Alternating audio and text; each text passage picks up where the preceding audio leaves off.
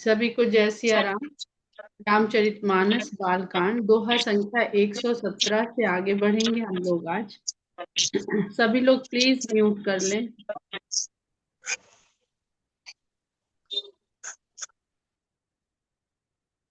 तो दोहा संख्या 117 इस प्रकार है। रजत सीप मोह भास जिमि जथा भानुकर बारी जदपि मृषा तिहु काल सोई भ्रम न सकई को टारी। तो कल हम लोगों ने इसका अर्थ बहुत अच्छी तरह से समझा। अब यहाँ पर आज ये समझते हैं कि सीप में चांदी के होने का और धरती पर जब सूर्य की किरण पड़ती है तो पानी के होने का आभास होता है। और गोस्वामी जी आके लिख रहे हैं जदपि मृषा तिहु काल सोई, ये तीनों ही काल में मृषा है, असत्य है, मिथ्या है, होता नहीं है वहां पर। लेकिन फिर भी क्या इस भ्रम को टाला जा सकता है? अब ये भ्रम को टाला क्यों नहीं जा सकता? तो कोई सत्य इसके पीछे है। वो सत्य भी यहां से हट जाए तो फिर भ्रम का आभास नहीं होगा। अर्थात भ्रम का आभास होने के लिए आवश्यकता सत्य की ही है। अगर सत्य भी नहीं होगा तो कुछ नहीं होगा, ये ध्यान रखिए। सत्य नहीं होगा तो कुछ नहीं होगा। तो जगत है, जगत है और जगत मिथ्या है, तो कहीं तो कोई सत्य है जिसके कारण ये जगत दिखता है, इसका आभास होता है। किसी चीज का तो प्रतिबिंब है जो ये जगत है। हमारी परछाई दीवार पर दिखती है, हम जानते हैं ये परछाई सत्य नहीं है, लेकिन उस सत्य, उस आभास के पीछे हम हैं। हम नहीं होंगे तो वो परछाई नहीं होगी। तो हम स्वयं का होना, हम उदाहरण ले रहे हैं केवल, और परछाई के लिए प्रकाश का होना, ये दो वस्तुएं आवश्यक हैं। हम अंधेरे में भी होंगे तो भी परछाई नहीं होगी। तो ये प्रकाश क्या है? यही प्रकाश सूर्य की किरण है। तो चाहे हम रजत का उदाहरण देख रहे हैं और चाहे हम मृगमरीचिका का उदाहरण देख रहे हैं, वहां पर सत्य के रूप में सूर्य की किरण है। अगर सूर्य की किरण नहीं होगी, जो कि इन दोनों में सत्य है, तो ये भ्रम का भी हमको भ्रम नहीं होगा। रात में नहीं होता ना, रात में सीप में चांदी नहीं दिखती और रेगिस्तान में जल नहीं दिखता। पर रात का भ्रम क्या है? रात का भ्रम भी यहाँ गोस्वामी जी ने उसका जिक्र नहीं किया है, क्योंकि यहाँ सगुण निर्गुण का बखान करने जा रहे हैं। रात में रस्सी से सर्प का भ्रम होता है, वो दिख नहीं रहा है। जो हमने उदाहरण भी बताया था आप लोगों को, एक घटना, सच्ची घटना, तो वो तो नहीं दिख रही है। लेकिन अगर पैर में लपट गई, इस तरह से लपट गई, तो पैर यूं झटकता है और दिल यूं धड़क जाता है। अब हम लोग तो जिस तरह के घरों में रहते हैं, वहां पर तो संभव नहीं। जरा गांव में खेत वेत पे, थोड़ा मेड़ वेड़ पे चल के देखिए, और कोई रस्सी फंस जाए तो ऐसे ही लगेगा कि कोई तो कीड़ा मकोड़ा या कोई ऐसा जीव जंतु हमारे लिपट गया है। तो वहां पर, यहाँ पर अंधकार का गोस्वामी जी ने उदाहरण नहीं लिया है रस्सी का, और जगह जगह लिया है। कहां पर किस प्रसंग का वर्णन करते समय किस तरह के मिथ्याभास का उदाहरण लेना है, ये गोस्वामी जी बखूबी जानते हैं। तो यहाँ पर राम के और राम के द्वारा जगत के आभासित होने का बखान करना है। जगत क्या? जगत में ही तो सगुण राम दिखेंगे। अगर जगत नहीं होगा तो सगुण या साकार राम दिखेंगे कहां? तो इसलिए उन्होंने सूर्य का, यहां पर सूर्य की उपमा ली, सूर्य के उदाहरण लिए। और आगे लिखते हैं कि एहि विधि जग हरि आश्रित रही। लगता तो क्या है कि भगवान इस जगत में आकर के प्रकट हो रहे हैं, यानी भगवान को जगत की आवश्यकता है, पर नहीं। इसी प्रकार जैसे ऊपर उदाहरण दिए, जग हरि पर आश्रित है।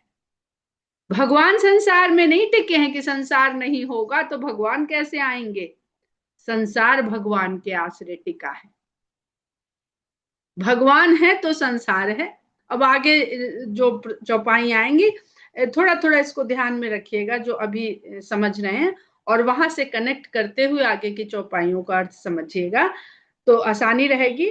यद्यपि असत्य दे तो दुख आही। यद्यपि असत्य है क्या, जगत। जैसे सीप में चांदी होना असत्य है पर आकर्षित कर लेता है।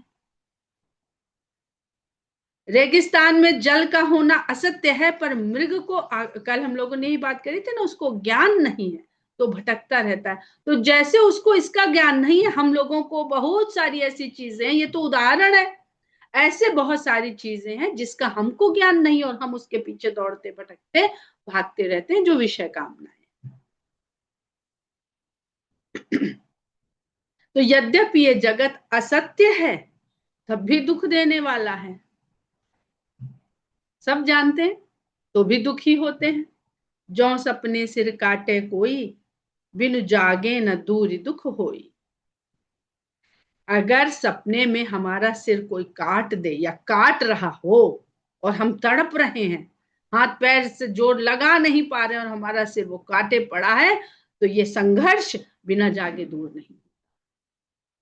तो जागृति की अवस्था, यहां से गोस्वामी जी जो 4 अवस्थाएं हैं, जागृति, सुषुप्ति, स्वप्न और तुरीय अवस्था, उसका भी शुभारंभ कर देते हैं।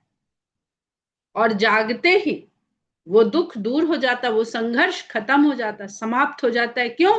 क्योंकि हमारी बुद्धि को तुरंत पता चल जाता है कि अरे ये तो सपना था, ये तो झूठ था, ये तो आभास था, ये तो कुछ हो थोड़ी रहा था। ऐसा ही जीवन के दुख और सुख हैं। और अगर इनसे बचना है तो एक छोटा सा अभ्यास है, उसको करिए, वो अभ्यास बहुत काम आता है। अगर चाहते हैं कि ये संसार दुख में हमें दुखी ना करे, तो सुख में अपने को नियंत्रण में करना सीखिए। जब कोई खुशी आए, सुख आए, तो सोचिए ये जीवन का एक पार्ट है, पार्ट ऑफ लाइफ, ये सदा नहीं रहेगा, क्षणिक है। सुख भी क्षणिक है, प्रसन्नता ये इस तरह की सांसारिक प्रसन्नता क्षणिक है। तो जब क्षणिक है, रहेगी नहीं, तो जब हमारी ये प्रैक्टिस हो जाएगी, तो जब दुख आएगा, संघर्ष आएगी, पीड़ा आएगी, तो क्योंकि हमारे मन बुद्धि चित्त अहंकार, सारे हमारे इंद्रियों, सारे हमारे बॉडी सिस्टम, जो भी कह लीजिए, हमारी पर्सनालिटी, हमारी मेंटालिटी, ये ट्रेंड है कि ये क्षणिक है, ये सदा रहने वाली नहीं। और सुख में क्यों करिए? क्योंकि सुख में हमारी सकारात्मक शक्ति तीव्र होती है, तो हम कोई भी अभ्यास करने के ज्यादा लायक होते हैं। दुख में, कष्ट में, पीड़ित में अवस्था में हम कमजोर होते हैं। तो एक्सरसाइज तब करी जाती है जब शरीर स्वस्थ हो। जब शरीर को बीमारी हो जाती तो कहा जाता रेस्ट करिए, कोई एक्सरसाइज मत करिए। तो ऐसे ही हमें जीवन की जो एक्सरसाइज है दुख को संभालने की, वो सुख में कर लेनी चाहिए। जब हम सुख में कर लेंगे तो दुख आएगा, तो ये नहीं होगा कि नहीं आएगा, आएगा तो, पर हम उसको मैनेज करने में दक्ष हो चुके होंगे। जासु कृपा अस भ्रम मिट जाई, गिरिजा सोई कृपाल रघुराई। फिर शंकर भगवान कहते हैं ये भ्रम केवल और केवल जिनकी कृपा से, यानी प्रभु की कृपा से ही मिट सकता है। हे गिरजा, वो कृपाल रघुराई ही है, वो कृपा कर दें तो ये भ्रम मिट सकता है। हमारे और आपके वश में नहीं है कि हम इस भ्रम से मुक्त होने का कोई साधन बना लें। साधन बनाते हैं हम, लेकिन वो साधन में सफल तभी होते हैं जब प्रभु की कृपा हो जाती है। कृपा और पुरुषार्थ, ये दो का कॉम्बिनेशन पूरे मानस में देखने को मिलेगा। अकेली कृपा कुछ नहीं कर सकती, अकेला पुरुषार्थ। कृपा क्या है? सुपात्र, कृपा पात्र। हमको पात्रता लानी पड़ेगी उस कृपा को धारण करने की, और कृपा का पात्र पुरुषार्थ है। आदि अंत को जासु न पावा, मति अनुमान निगम अस गावा। उसका आदि और अंत जिसका कोई नहीं प्राप्त कर पाया है, कोई जान नहीं पाया है, जो वेद आदि कहते हैं वो अपनी बुद्धि के अनुमान के अनुसार कहते हैं। ये दीदी आदि। एक सवाल पूछना है। हाँ पूछे, पूछ जरूर ले। पूछे, हाँ जरूर पूछे। ये जो आप पढ़ा रही हैं तो इसमें पहले राम जी की कृपा से ही उनको शंका हुई थी पार्वती जी को, हम्म। तब उन्होंने सवाल करने शंकर जी से शुरू किए। हम्म। अब उन्हीं की कृपा होगी तो शंका खत्म हो जाएगी, हम्म। ऐसा पढ़ा रही है ना आप? पार्वती को शंका नहीं हुई थी, सती को शंका हुई थी। जी सॉरी, हाँ सती जी को शंका हुई थी। हाँ, लेकिन अब जो ये सवाल कर रही है वो भी तो श्री राम की कृपा से ही कर रही है, पार्वती जी शंकर जी से। वहां पर अगर हम देखें, थोड़ा पीछे चले जाते हैं, बहुत अच्छा किया जो आपने इसी समय प्रश्न कर दिया। क्योंकि शंकर भगवान भगवान राम को प्रणाम नहीं करना चाहते हैं कि सती को पता चल जाएगा। जी, जी। फिर भगवान की प्रेरणा हुई कि वो प्रणाम ना करें, नहीं तो उनको पता चल जाएगा। सती को सती को पता होने का मतलब सबको पता हो जाएगा जिसको शंकर हम्म, प्रणाम करे। सती तो एक प्रतीक है जी, जीवात्मा का। जी, पर शंकर इतने भाव विभल हो जाते हैं, रोक नहीं पाते हैं, रोक नहीं पाते हैं, प्रणाम करते हैं तो भी क्या सती को विश्वास हुआ? तो जो कुछ भी होता है वो भगवान की इच्छा से होता है। नारद जी ने अभी आगे आगे कथा सुनती जाइए, नारद जी भगवान को शाप देंगे जब नारद का प्रसंग आएगा। और जब ज्ञान हो जाएगा तो कहेंगे आप हमारे शाप को कैंसिल कर दीजिए, आप ही की तो इच्छा में है सब कुछ, आप कैंसिल कर दीजिए। तो भगवान जी, मुस्कुराते हैं कि इनको अभी भी ये लग रहा है इन्होंने शाप अपने क्रोध से दिया है, मैं ये लीला करना चाहता था इसलिए मैंने इनको प्रेरित किया, इसलिए इन्होंने शाप दिया। तो ये जो शरणागति भाव है ये बड़ा कठिन है, इसको समझ पाना। वहां पे जी, जी, जरा ये जो अहम भाव साथ साथ चलता है, साथ साथ चलता है। और ये खट से हमें जो है जीवात्मा से, अभी ये सब आएगा, पूरा प्रसंग में आएगा। और आने के बाद भी, जानने के बाद भी भ्रम होते हैं, यही तो शंकर भगवान इसमें कह रहे हैं। और शंकर भगवान ने स्वयं कहा है कि हमको और ब्रह्मा को भी बहुत बार नचाया है। तो जानने का प्रयास छोड़ दीजिए, क्योंकि जाना नहीं जा सकता। क्यों नहीं जाना जा सकता? क्योंकि असीमित, सीमित से असीमित को नहीं नापा जा सकता। आप एक पात्र ले लीजिए जिसका 100 ml का मेजरमेंट हो, और कहिए कि अरे क्या है, टाइम ही तो लगेगा, हम समुद्र को नापेंगे, नापेंगे इससे कितना लीटर पानी है इसमें, नापना शुरू कर दीजिए। अव्वल तो आप निकाल के डालेंगे कहाँ? अनंत के लिए समुद्र का उदाहरण ले लिया, जो अनंत है उसमें से निकाल के रखेंगे कहाँ? यहां भी तो वही है। तो इधर हो या उधर हो तो बुद्धि चक्राती है। यानी वो कहते हैं जड़ चेतन चराचर दुष्ट अच्छे भले सब वही हैं। कोई अपने, कृष्ण ने भी गीता में यही कहा है।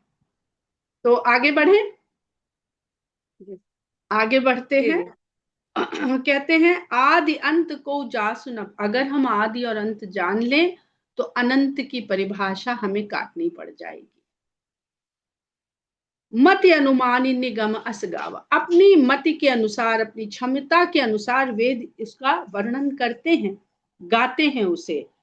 बिनु पद चलई सुनई बिनु काना, कर बिनु करम करई विधि नाना। आनन रहित सकल रस भोगी, बिनु बानी बक्ता बड़ जोगी। तन बिनु परस नयन बिनु देखा, ग्रह घ्राण बिनु बास असेखा। असि सब भांति अलौकिक करनी, महिमा जासु जाई नहीं बरनी। फिर भी कहते हैं कहे बिना रहा ना जाए, क्योंकि इसलिए ना रहा जाए क्योंकि कहने में आनंद मिलता है। सिर्फ इसलिए कहा जाता है, इसलिए नहीं कहा जाता कि अपना ज्ञान दिखाने को कहा जा रहा है, उस आनंद को अनुभव करने के लिए कहा जा रहा है। अब यहाँ पर देखिए तो शंकर भगवान ने सभी इंद्रियों की बात करी, शरीर की, और बड़ा सुंदर कहा कि बिन पद चले। सबसे पहले भगवान के चरणों का जिक्र किया, भगवान का जिक्र करते ही निराकार का जिक्र कर रहे हैं, लेकिन चरण का, क्योंकि भगवान का दर्शन सबसे पहले चरण में किया जाता है, ये हम लोग रोज रोज पढ़ रहे हैं। तो यदि वो निराकार है, लेकिन ये ध्यान रखिएगा, अकथनीय को कहना शुरू किया और वो निराकार से हमने उसे सूक्ष्म रूप में साकार कर दिया, शब्द रूप प्रदान कर दिया। इसलिए निराकार को कहा नहीं जा सकता। जो निराकार ब्रह्म को मानते हैं, पूजते हैं, वहां पर कोई शब्द की आवश्यकता नहीं है, वहां पर किसी पोज की आवश्यकता नहीं है, वो पूरा का पूरा विद्यमान है उस शरीर के देह के अंदर। अब समझ में आएगा। तो इससे पहले थोड़ा सा हम लोग जो हम लोग ने सांख्य दर्शन में पढ़ा था, जो पुराने लोग हैं वो सरलता से समझ लेंगे, जिनको नहीं समझ आया बहुत दिमाग मत लगाइएगा, आगे बढ़ेंगे हम लोग। तो जो विषय है ज्ञानेन्द्रिय और कर्मेंद्रिय, विषय क्या है, हम लोग बार बार विषय विषय विषय विषय मतलब जिन इच्छाओं वासनाओं में जिन चीजों पे हमारा शरीर शरीर लगता है वही विषय है। तो जो हमारे ज्ञानेन्द्रिय विषय है वो है शब्द, स्पर्श, रूप, रस, गंध। शब्द के लिए जो इंद्रिय है हमारे पास वो है श्रवण अर्थात कान।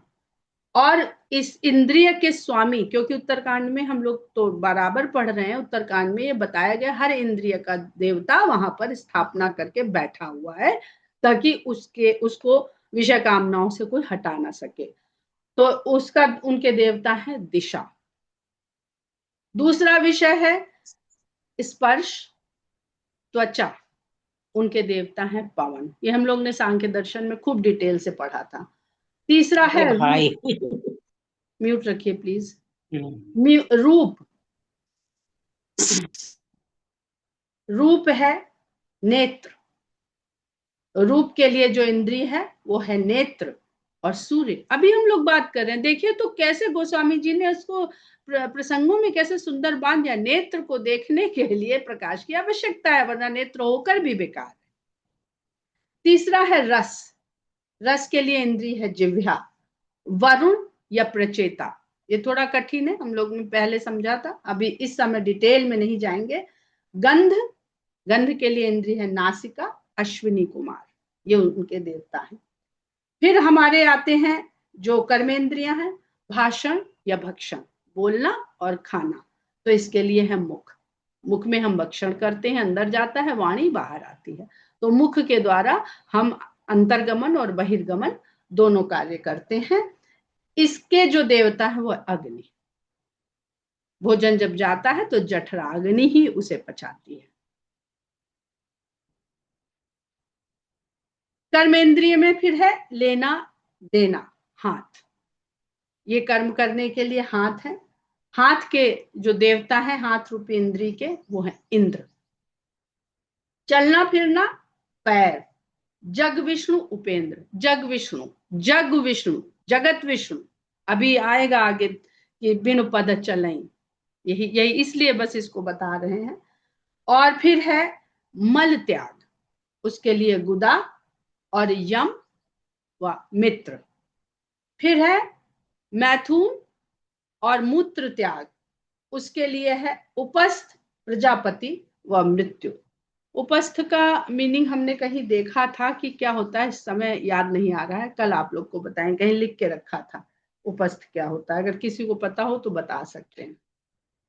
उसके बाद जो हमारा अंतःकरण होता है, ये तो हमारी शारीरिक स्वरूप की इंद्रियों और विषयों के क्षेत्र हो गए। हर विषय के लिए एक इंद्रिय है और इंद्रियों के हर इंद्रिय के एक स्वामी है। फिर हमारा अंतःकरण भी तो है, हम खाली ये शरीर तो है नहीं, तो अंतःकरण में मन, बुद्धि, चित्त, अहंकार, ये चार हमारे ही शरीर के भाग हैं। कठिन लग रहा होगा पर इसको थोड़ा सा सुन लेंगे तो आसानी रहेगी भगवान के निर्गुण रूप को समझने में। तो अंतःकरण में है संकल्प करना। हम लोग सब संकल्प लेते हैं जीवन में, जो व्रत आदि लेते हैं वो संकल्प ही है। उसके लिए जो अंतःकरण में है वो है मन, और मन का स्वामी है चंद्रमा। भगवान के क्यों इतने रूप कहे जाते हैं, कहीं सूर्य कहीं चंद्र। फिर निर्णय करना, उसके लिए बुद्धि, या ध्यान रखिएगा संकल्प मन का कार्य है और निर्णय बुद्धि का कार्य है। उसके स्वामी है ब्रह्मा।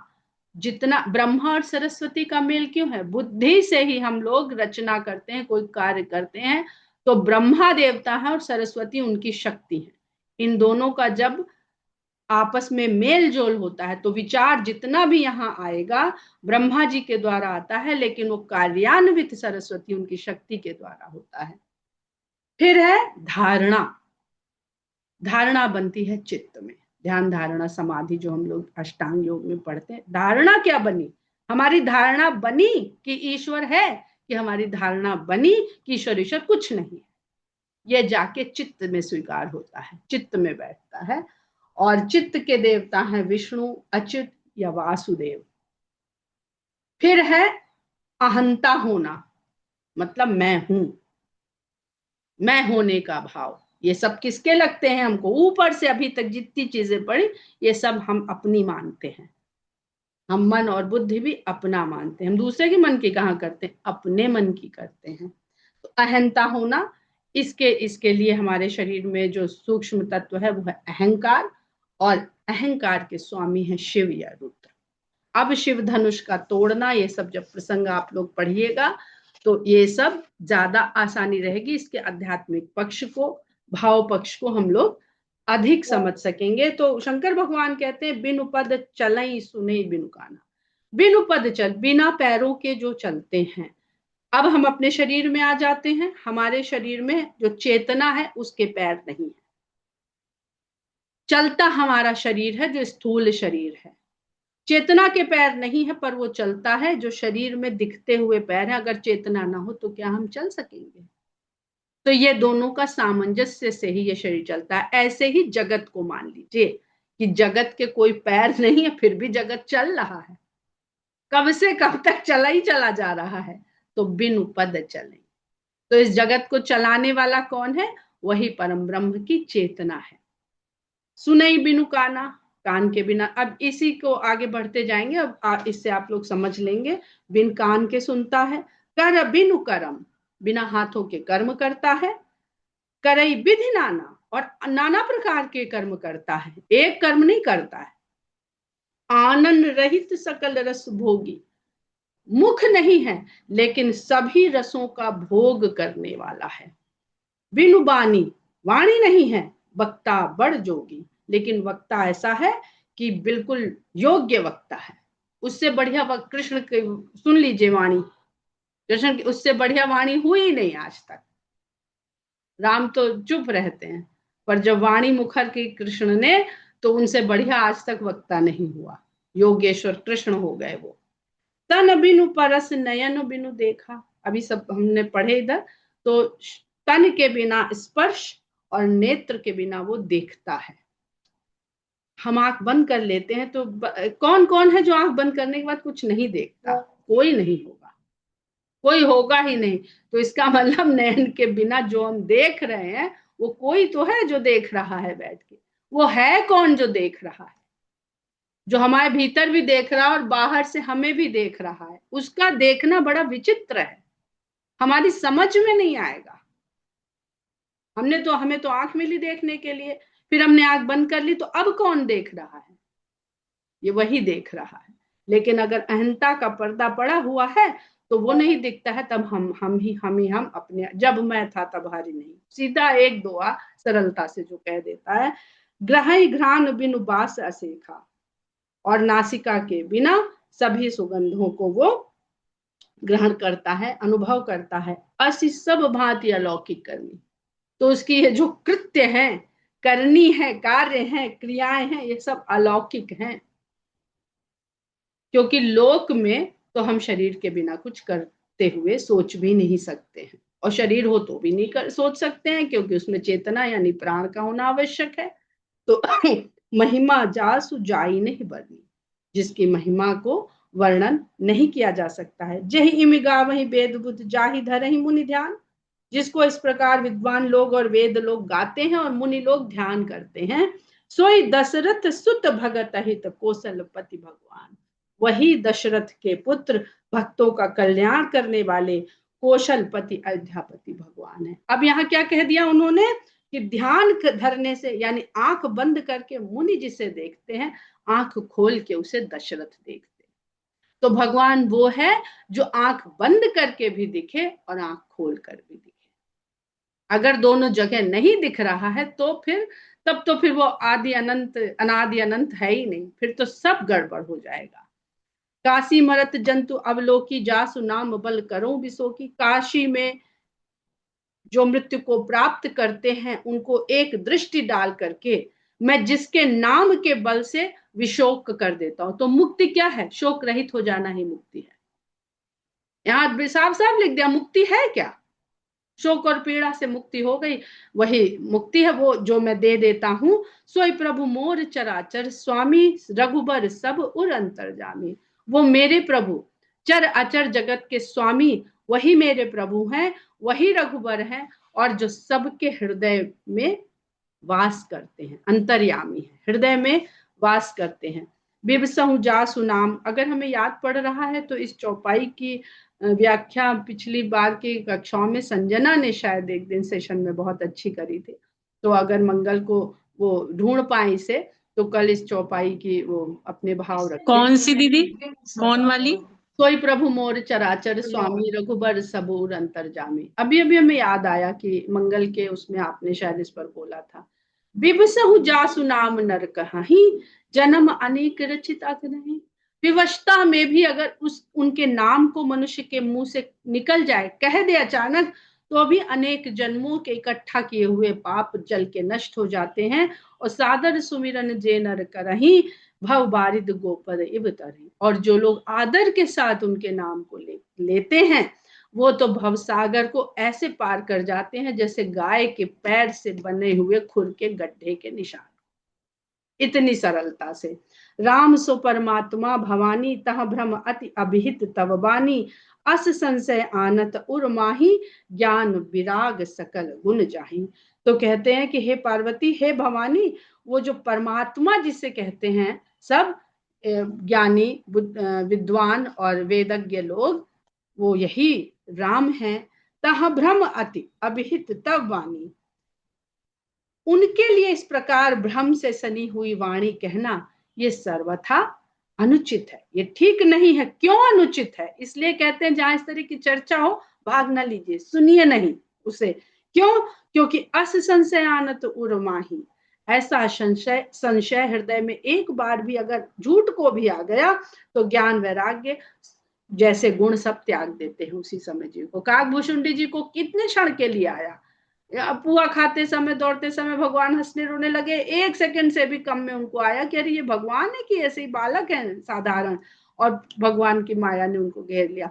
गरुड़ जी जब नागपाश से खोलने गए, तो एक सेकंड के लिए मन में आया, और वो उनको भी माया ने मोह लिया। माया से मोह लेना मतलब ज्ञान और वैराग्य का गायब हो जाना, माया का वहां पे व्याप्त हो जाना। सुन शिव के भ्रम भंजन बचना, मिट गए सब कुतरक के रचना। शंकर जी के इस प्रकार के वचन जो भ्रम का भंजन करने वाले थे। बड़ा सुंदर है शब्द, भ्रम भंजन, धनुष भंजन। भ्रम भंजन होगा तब धनुष भंजन होगा, भ्रम बना रहेगा तो धनुष भी बना रहेगा, अहंकार बना रहेगा। मिट गए सब कुतरक के रचना। तो पार्वती जी के अंदर जो कुतर्कों की उठ रही थी रचनाएं, वो सब समाप्त हो गई। भाई रघुपति पद प्रीति प्रतीति, रघुपति के चरणों में प्रीति और विश्वास दोनों पैदा हो गया। दारुण संभावना भी थी, दुख देने वाली जो संभावना थी, मतलब जिसका होना ही संभव नहीं था, वो उसी समय समाप्त हो गया। पुनि पुनि प्रभु पद कमल गही, जोरी पंक रहु पानी, बोली गिरजा बचन बर मनहु प्रेम रस। बार बार शंकर भगवान के चरण कमल उन्होंने अपने हाथों से पकड़े, और श्रेष्ठ वचनों को प्रेम रस से सानते हुए उन्होंने शंकर भगवान से, गिरिजा ने कहा, ससिकर सम सुन गिरा तुम्हारी, मिटा मोह सरदा तब भारी। जिस शरद ऋतु में चंद्रमा सबसे ज्यादा बड़ा, सबसे ज्यादा शीतल होता है, उस शरद ऋतु की धूप सबसे तेज होती है, कुआर की धूप। इतनी तेज ना हो तो धान पके नहीं, जो इतना पानी सोख के बैठा होता है। तो कहती हैं कि शरद ऋतु के धूप की तेजी के समान जो मेरा मोह था, वो चंद्रमा, आपकी वाणी जो शरद ऋतु के चंद्रमा के समान है, उसका सारा ताप समाप्त हो गया। अब देखिए, तो वहां तो दिन में ताप है, तो ये कहते हैं ना बहुत कठिन है इन सबको एकदम एकदम शीशे की तरह साफ हो जाना। कभी तो सूर्य के कारण भ्रम भी हो रहा है, सूर्य जो प्रकाश और ज्ञान का प्रतीक है, उसी कारण भ्रम भी हो रहा है, और वो ताप भी दे रहा है। तो एक संतुलन, भगवान राम का जीवन एक संतुलन को ही दिखाता है।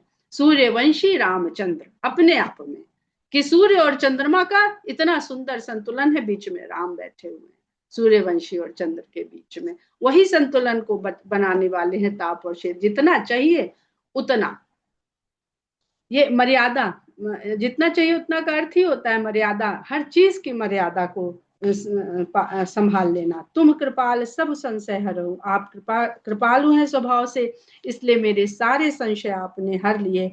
राम स्वरूप जान मोहि परे, और राम का स्वरूप मुझे जान पड़ने लगा, स्वयं उनको दिखने लगा राम का स्वरूप।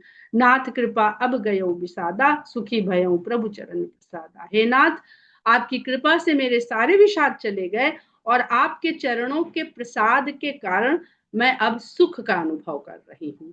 अब मोहि आपन किंकरि जानी, जदपि सहज जड़ नारी अयानी। प्रथम जो मैं पूछा सोई कहूँ, जो मोह पर प्रसन्न प्रभु अहू। राम ब्रह्म चिन्मय अविनाशी, सर्व रहित सब उर पुरवासी। नाथ धरे नर तन कही हेतु, मोहि समझाई कहो ब्रस केतु। जब बिनु पद चले सुनई बिनु कहना है, तो तन काहे को रखा। घूम फिर के जीव की बुद्धि में आता रहता है, तो स्वरूप का भी बोध हो गया। लेकिन शंकर भगवान कह रहे हैं कि ये आप इसलिए कह रहे हैं कि संसार सुने इस कथा, संसार जाने। उमा बचन सुनि परम विनीता, राम कथा पर प्रीति पुनीता। हे हर से कामारि तब शंकर सहज सुजान, बहुविध उमहि प्रशंसि पुनि बोले कृपा निधान। हम लोग यहाँ पर विराम लेते हैं, क्योंकि कोई भी चौपाई ऐसी नहीं है जिसको जल्दी जल्दी से पढ़ के आगे बढ़ जाया जाए। और कह रहे हैं राम कथा पर प्रीति पुनीता। हम लोग के यहाँ नाती पोता पोती हो जाते हैं छोटे छोटे, उनका एक छोटा सा ऑडियो या वीडियो आता है, हम लोग कई बार देखते हैं और कितने लोगों को दिखाते हैं। क्यों दिखाते हैं? और शायद जिसको दिखा रहे हैं उससे उतना आनंद नहीं आ रहा होगा, हमें दिखाने में जितने, यही है संसारिक रिश्तों में जब हम इतने ज्यादा प्रेम और प्रीति का अनुभव करते हैं, तो सोचे जिसको ऐसे राम पर, राम की कथा पर, राम की लीला पे प्रीति हो जाएगी, तो कितनी बार सुनना और चाहेगा और सुनाना चाहेगा। तो यहीं पे हम लोग विराम लेते हैं। जय सिया राम। जय श्री राम।